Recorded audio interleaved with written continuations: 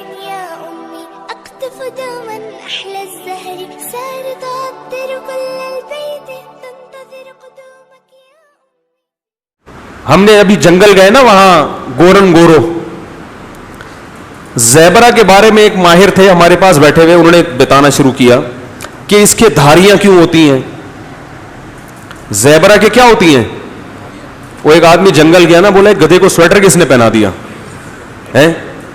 یہ دھاریاں خود بخود بن سکتی ہیں, اور ان دھاریوں کے پیچھے کچھ مقاصد ہیں.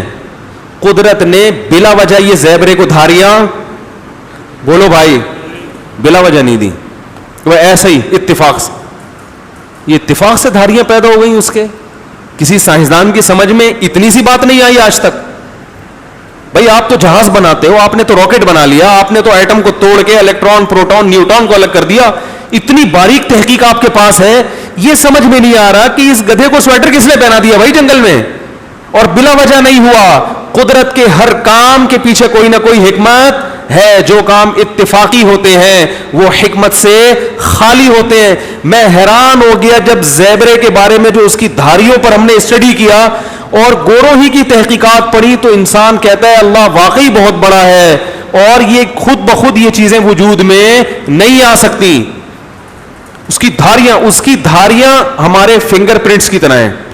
کسی ایک زیبرے کی دھاری دوسرے سے ڈیزائن, بولو بھائی, نہیں ملتی, اور اسی سے زیبرے ایک دوسرے کو پہچانتے ہیں. اس کی دھاریاں اسے جانوروں سے بچاتی ہیں, آنکھوں کو کنفیوز کرتی ہیں, شیر کو کنفیوز کر دیتی ہیں. اللہ نے اس کے دفاع کے لیے کیا رکھا ہے؟ اس کے دفاع کے لیے, کیونکہ اس کی رفتار ہرن جیسی نہیں ہے. ہرن کو اللہ نے تحفظ کے لیے اسپیڈ بہت دے دی کہ تیرے کوئی دھاریاں نہیں ہے, اسپیڈ ہے تیری, باغ.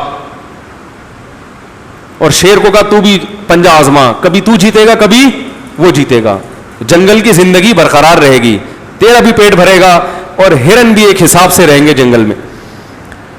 زیبرا اتنا موٹا ہے کمبخت, وہ ہرن کی طرح, بولو بھائی, بھاگ نہیں سکتا. اس کو اللہ نے دھاریاں دی ہیں جو جانوروں کی آنکھوں کو کیا کرتی ہیں, نظر ٹکانے نہیں دیتی. ایک مکھی ہے جنگل میں جو زیبرے کا خون چوستی ہے, بیمار کرتی ہے. وہ مکھی کنفیوز ہو جاتی ہے زیبرے کی دھاریوں کی وجہ سے, وہ حملہ نہیں کر پاتی اس پہ.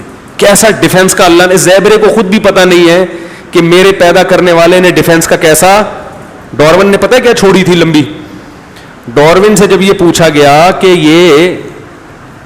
یہ جو ہے دھاریاں, یہ کالی پیلی, یہ کیسے بن گئی اتنی خوبصورت, اور یہ چیتے کے ایسے خوبصورت, اس نے کہا کہ ممکن ہے یہ کسی زمانے میں ایسے جگہ بیٹھتے ہوں جہاں دھوپ بھی پڑتی ہو اور چھاؤں بھی. لوگوں کے ذہن میں ایک سائنسدان کا ایک وہ بیٹھا ہوا ہے کہ جو کچھ کہہ دیں وہ پتھر پہ لکیر ہے. کیا سائنسی تھیوری بدلتی نہیں ہے؟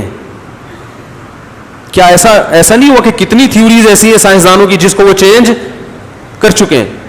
اور دوسری بات یہ کہ ایک تھیوری ہوتی ہے, ایک ریسرچ ہوتی ہے. ڈارون کے جو نظریہ ہے وہ تھیوری ہے, وہ تحقیق نہیں ہے, لیکن اس کو تحقیق بنا کے بیٹھے ہوئے ہیں صرف اس لیے کہ اپنے پیدا کرنے والے کو نہیں ماننا, کیونکہ مانو گے تو پھر جھکنا پڑے گا اس کے سامنے, پھر یہ پوچھنا پڑے گا اس نے کیوں پیدا کیا, پھر یہ ماننا پڑے گا اس کے پیغمبر بھی ہے نہیں ہے, اس کے کیا حکام ہے.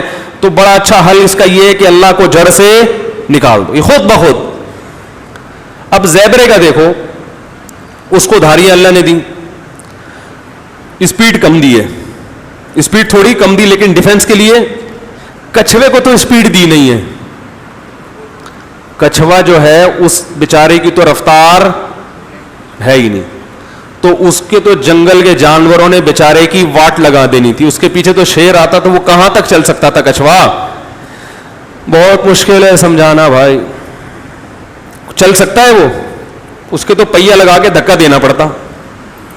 کیا خیال ہے, یہ پیچھے کوئی سلنڈر لگانا پڑتا راکٹ کی طرح جو گیس خارج کرتا اور کچھوا آگے سے. لیکن اللہ نے دنیا کا سست ترین جانور کچھوا کو بنایا. سب سے لمبی زندگی کس کو دی ہے؟ کچھوے کو. ہم دیکھ کر آئے 200 سال پرانے کچھوے, میں تو کہا ان سے دم کرواؤ بھائی, بزرگ ہیں یہ, حقیقت ہے. اور انہوں نے بتایا 300 سال پرانا بھی ہے. وہ تو اس وقت چونکہ یہ تو شعور بعد میں بیدار ہوا نا انسان میں کہ یار ان کی عمریں لمبی ہوتی ہیں, بہت سے کچھوے ہو سکتا ہے ہوں پرانے ابھی پتہ ہی نہ ہو. وہاں ایک 20 سال کا کچھوا ہم نے دیکھا, میں نے کہا تو بچہ ہے, 200 سال کو 20 سال کا کیا ہے, تو بچہ ہے. تو اب دیکھو کچھوے کی رفتار ہی نہیں ہے, لیکن زندگی سب سے لمبی کس کی, کچھوے. کیوں؟ اللہ نے کہا تیری رفتار نہیں ہے تو میں دنیا کو بتانے کے لیے کہ یہ خود سے پیدا نہیں ہوا, اس کے رب کو پتا ہے کہ کس کو پیدا کر رہا ہوں میں, لہذا تجھے میں ڈھال دوں گا جو جنگوں میں فوجی اور مجاہدین کے کام آتی ہے نا. بھائی وار کرو تو آگے سے ڈھال ہونی چاہیے نا, تیرے پاس ایسی خاندانی ڈھال ہوگی, ہاتھی بیٹھ کے چائے پیے گا یہاں بیٹھ کے, اور تجھے جو بھی نہیں رہیں گے. کچھوا کیا کرتا ہے, جب کوئی جانور آتا ہے شکار کرنے, کچھوا سے بھاگا نہیں جاتا, تھوڑا سا بیچارہ چلتا ہے, جب کچھوے کو اندازہ ہو جاتا ہے کہ میں نہیں جا سکتا تو کچھوا خول کے اندر جا کے گرا لیتا اور مذاق اڑاتا ہے, بولتے اب کر لے جو کرنا ہے تو نے. اب وہ جانور جو ہے نا ایسے شاعروں کی طرح بیٹھ جاتا ہے کہ یار یہ جب نکلے گا باہر تو میں حملہ کروں گا. کچھوے کے پاس ٹائم بہت ہے, جانوروں کے پاس ٹائم, کیونکہ ان کی عمریں تو 5 سال 10 سال ہوں گی نا, وہ کہہ رہے یار آدھی زندگی تو میری اسی کے انتظار میں لگ جائے گی, یہ منہ کب باہر نکالے گا ہے. اور کچھوے کو پتا ہے میرے پاس ٹائم کم, ابے بھائی اس کو تو پتا ہے میں 250 سے 300 سال آرام سے رہ لوں گا, تو اگر 15-20 سال بھی میں اس میں رہ گیا کوئی پرابلم, کیا خیال ہے, ٹائم کم نہیں ہے کچھوے کے پاس. وہ کہہ رہے کر لے بھائی تو کرنا ہے. اب وہی ہے نا کہ جیسے کوئی دشمن آپ کے گھر آ جائے اور آپ کنڈی لگا کے بیٹھ جائیں, دشمن کھڑا کھڑا انتظار کرے گا, وہ کہے گا کہ یار کبھی نہ کبھی تو نکلے گا نا, لیکن کچھوا کہتا ہے میرے پاس مجھے کوئی جلدی نہیں ہے, میں 200 سال بھی اندر آرام سے رہ سکتا ہوں, تو 4-5 سال میرے اوپر ضائع کرے گا, جا کے ادھر ہرن ورن کا تلاش کر. تو وہ تھوڑا سا پھر منڈی باہر نکال کے کچھوا دیکھتا ہے کھڑا ہوا ہے, شیر ہے, چلو وہ واپس. اسی دوران اگر شیر نے کچھ کر لیا تو کر لیا, تو نیچے سے بھی خول اوپر سے بھی خول, اور اتنا مضبوط خول. یہ خول بنتا ہے گھاس پھوس سے. کچھوا کیا کھاتا ہے, گھاس. اسی گھاس سے اس کا خون بنے گا, اسی سے اس کی آنکھوں میں بینائی آئے گی, اور اسی سے وہ خول بھی اسی حساب سے بڑا ہوتا چلا جائے گا.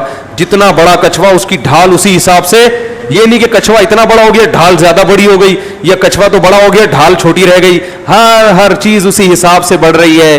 اسی کو اللہ قرآن میں فرماتے ہیں ذالک تقدیر العزیز العلیم. یہ جو مینجمنٹ ہے یہ خود بخود نہیں ہے, یہ بڑا زبردست غالب ہے اور جاننے والا ہے جس کا یہ انتظام ہے.